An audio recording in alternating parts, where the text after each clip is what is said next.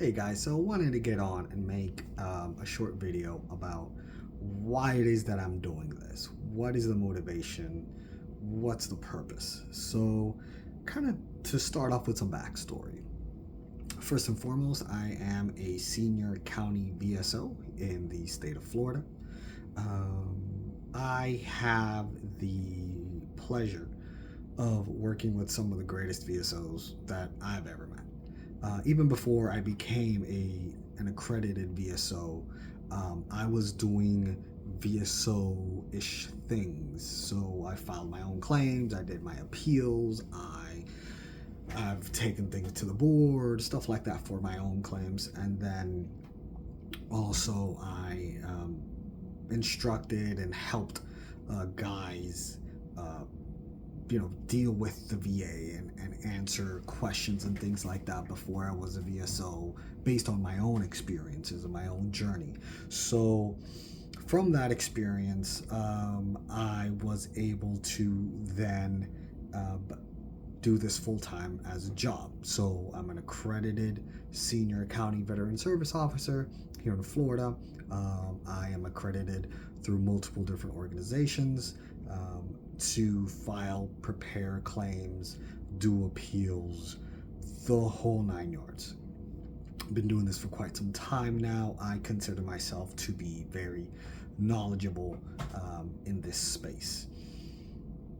What I have an issue with is the stigma that has been going around regarding county VSOs. A lot of folks, they watch a lot of YouTube, they see videos, different places, they get their information from their fellow vets, and that's all well and that's fine. However, a lot of that is misinformation.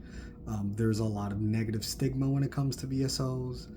I will say specifically that a lot of private companies pushed this idea that county VSO is not good. That if you go to a county VSO, you're shooting yourself in the foot, that they don't know what they're doing, that they're going to mess up your claims, to just go pay a company thousands of dollars, either in back pay or something like that, to do the exact same thing someone can do for you for free.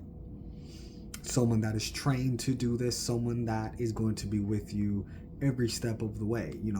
A county VSO sees a veteran when they first separate out of the military, all the way up until they pass away, and then they will then see their dependents, their spouse, when they come in to file for spousal benefits like DIC or non-service connected pension, things like that, surviving spouse pension. We see everybody from when they get out to after they are no longer here on this earth with us. We see and deal with their benefits and things like that. It's you develop a relationship. You develop a relationship with folks, with their family members, and it can be very personal at times. You get to know these people. You get to know them very well. You get to know their history, their medical history, their military history, because all of that, of course, is relevant to claims and benefits. So a VSO's job is very extensive. We don't just, push papers. We don't just file forms and send them off.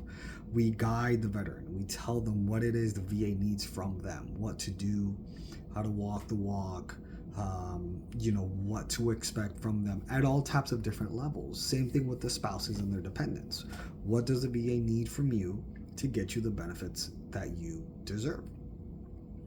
So this negative idea that a lot of folks have about their county VSOs, a county VSO is the greatest asset you can have for getting your VA benefits. I understand we live in America, okay? There's a lot of options. You can choose. You can go see a lawyer, you can go to a private company, you can file your own claims, you can come see a county VSO. Lots of options for sure. County VSOs are absolutely free. Every state has them. Every county should have them. Um, I know here in Florida, every county should have at least one VSO, and we are part of a Florida County Veteran Service Officer Association. We have our own association. Not sure how things work with the other states, but here in Florida, we're pretty close knit. We stay in close communication with each other. We meet multiple times a year. We get reaccredited. We go through training. We learn about new things. A county VSO is a wealth of knowledge, and believe me, let's say you meet a VSO that is maybe on the newer side. There's someone in that office that can get you the information that you need. And if they can't get you the information that you need, they'll know who to talk to, what direction to point you in, so that you can get the information that you need. So even if it's not to file claims for the VA, we have folks come into the office all the time and they ask, hey, I'm having trouble getting in contact with my VA doctor. I'm having trouble gathering this evidence that I need. Do you have any tips? Do you have any tricks? Do you have any pointers? Do you know who to talk to? What number to call? Random things. Given that a lot of VSOs, I would say all at some point have gone to the VA or gone through the VA healthcare system to some extent. Some of them go once and never again. Some of them go all the time. But for the most part, we know how to maneuver the VA healthcare system and the VA benefit system very well from our own personal experiences. So I will say that, even if you're not going in to see a VSO for their own, for a VA claim or something like that, even if it's just a question, we get questions about things like DFAS, retirement all the time. While that's not really our wheelhouse, we have VSOs that are retired and get retirement through DFAS. So we have folks here that can answer that. We have folks that have gone through the education benefits side of the VA. Not everyone has. We have folks that have. They can answer questions directly from experience. So most companies, I don't think any company deals with things like education benefits, burial benefits, surviving spouse benefits. I don't think any company out there does that. I know there's companies that do pensions specifically. Your county VSO does it all. Please go see your county VSO. That is what me making this content is all about. I am trying to change the stigma. I am trying to change the mentality that there is out there. And I know it's out there. I know that there's plenty of vets that have heard, oh man, don't see a VSO. A VSO is going to mess you up. Or, oh, I lived up north before, and the VSOs, they're nowhere to be found. Or they're, just don't do a lot of things. Not all VSOs are built the same. I know that here in Florida, all the VSOs are great and are amazing. Some of them are a bit on the newer side. This is a job where folks typically stay in for quite some time until they retire.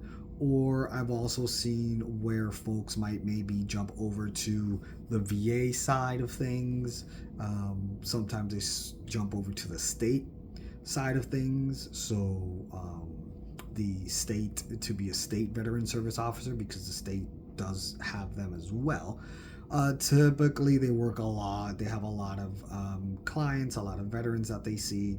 You might find them stationed at the VA clinics a lot. I know that in the county that I live in, there is a state veteran service officer at the clinic, at the VA clinic.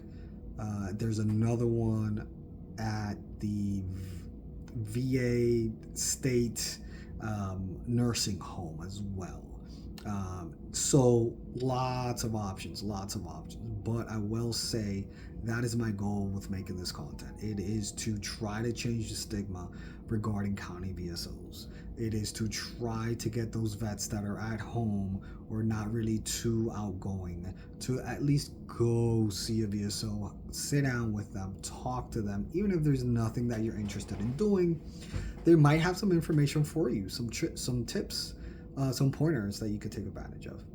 So I wanted to address that for sure and just kind of let you know what my goal is here. Hopefully, in the future, I have thought of maybe doing interviews with folks with different VSOs from different offices and things like that as well. So to really push information for sure regarding benefits, what to do, how to do it, but also to change minds. I'm trying to broaden horizons here. Because again, I take it very personal when I hear these things, people saying things about VSOs, and I get it. A lot of it is from experience. Like I said, not all VSOs are built the same, but I do know that we do mean well. To do this job, you have to care. You have to genuinely care about doing the job and doing it right. You have to care about doing it right. Anybody could fill out a form. But knowing what to look for, knowing the wording, knowing, what evidence is needed, things like that, what forms to fill out, starting with that. I'll make some content about that as well. What forms to fill out for different things, how to do it, if you're filing claims yourself, how to do it, what to do, or even how to approach your VSO. I'll be making more content about that as well. Let me know what it is that you guys would like to hear about, and I can probably do it. Like I said, I've done it all, everything: pension, survivor benefits, claims, appeals, taking stuff up to the board. I can't think of anything that we have not done. BDD claims, education benefits, the whole 9 yards. So let me know, what do you guys think? See ya.